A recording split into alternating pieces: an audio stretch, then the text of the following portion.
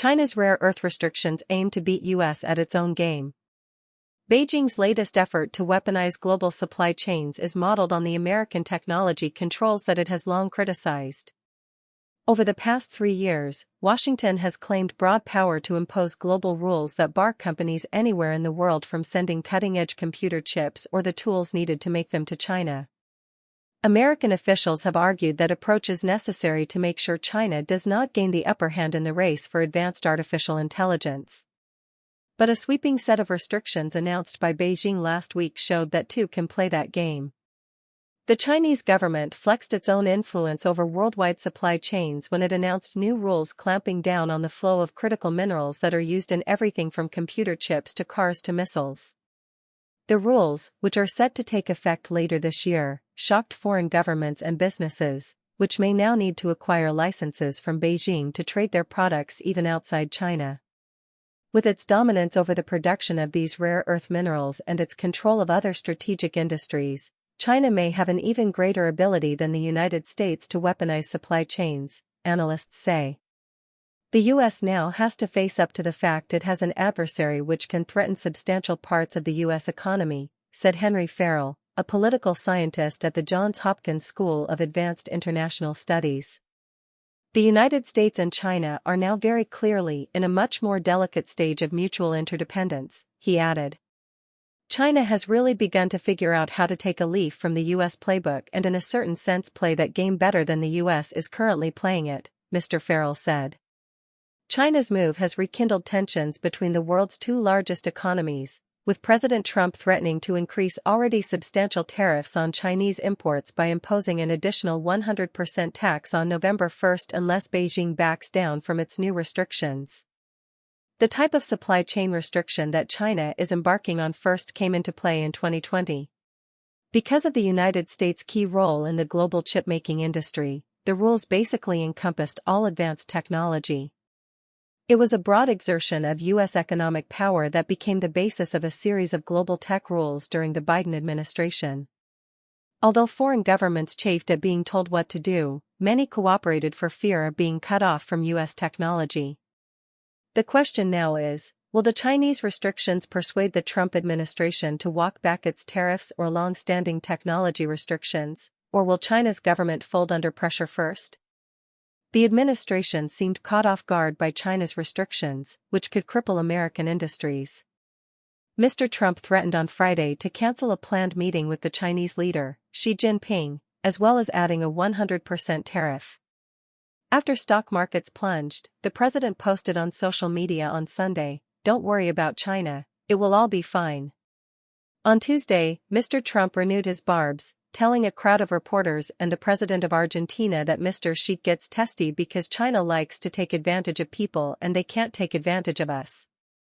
That afternoon, Mr. Trump wrote on social media that the United States was considering terminating cooking oil imports from China, as well as potentially other business. On Wednesday morning, Treasury Secretary Scott Bessent and Jamieson Greer, the U.S. Trade Representative, described the Chinese licensing system as a global power grab and said the United States stood ready to impose its tariffs if China moved forward. Our expectation is that this never goes into effect, Mr. Greer said. Chinese officials have long criticized America's extraterritorial enforcement of economic measures and insisted that Beijing has acted with consistency in the face of renewed threats from Washington. The United States talks about engagement on one hand while resorting to threats and intimidation on the other, imposing steep tariffs and introducing new restrictive measures, Lin Jian, a spokesman for the Chinese Ministry of Foreign Affairs, said on Wednesday. This is not the right way to engage with China. Jiang Tianjiao, an associate professor at Fudan University, said that Chinese officials had noted recent efforts by the United States to restart its own rare earth industry and that they wanted to demonstrate their level. U.S. officials and analysts said the impacts of the Chinese licensing system would be much broader than U.S. technology controls, which have targeted only more advanced computer chips. China's efforts to weaponize supply chains also predate U.S. chip controls, some analysts point out. Concerned about depending on antagonistic nations for oil and technology, the government has for decades carried out plans to build up strategic industries. And in 2010, China cut off rare earth exports to Japan during a maritime dispute. It's not clear when Chinese officials started developing the rare earths licensing system. But Mr. Trump's aggressive actions, including new fees for Chinese-owned ships that dock at U.S. ports, have given Beijing the opportunity to try out these measures. In April, after Mr. Trump imposed additional tariffs of 34% on China, Beijing rolled out an initial rare earth licensing system for exports to automakers and defense industries. U.S. businesses panicked as mineral supplies dwindled. Ford Motor and other auto companies stopped some production. Mr. Trump responded by escalating his tariffs to a minimum of 145%, bringing much trade between the countries to a halt.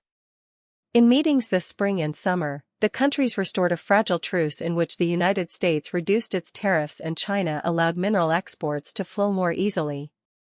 But the United States has continued to issue technology controls, prompting painful countermeasures by China.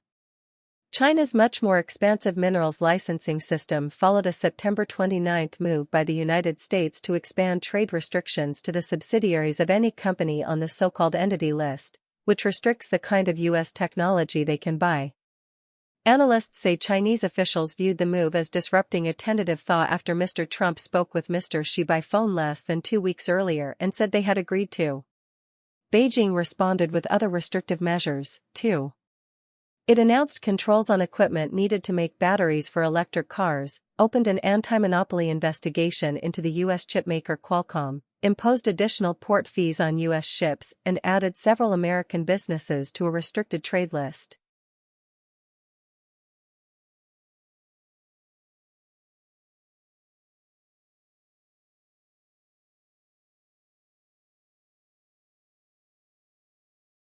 But the mineral restrictions stand out for the authority they allow Beijing to claim over the global supply of the tiny chips that power virtually all electronics. It scares the rest of the world how far China is willing to go in appending the global supply chain, said Xiaoming Liu, a director with Eurasia Group, a political consultancy and research group in Washington. Chris Miller, a professor at Tufts University and the author of Chip War, The Fight for the World's Most Critical Technology, said that the implications of China's new licensing system could be extraordinarily broad, affecting almost all semiconductors made globally. Companies and governments in the United States, Europe, Japan, India, South Korea, and elsewhere are also concerned about the extensive corporate information that the Chinese government is requesting in the licensing process. Foreseeing a lot of resistance to providing that information, Dr. Miller said it could accelerate efforts to build non-Chinese supply chains for rare earths.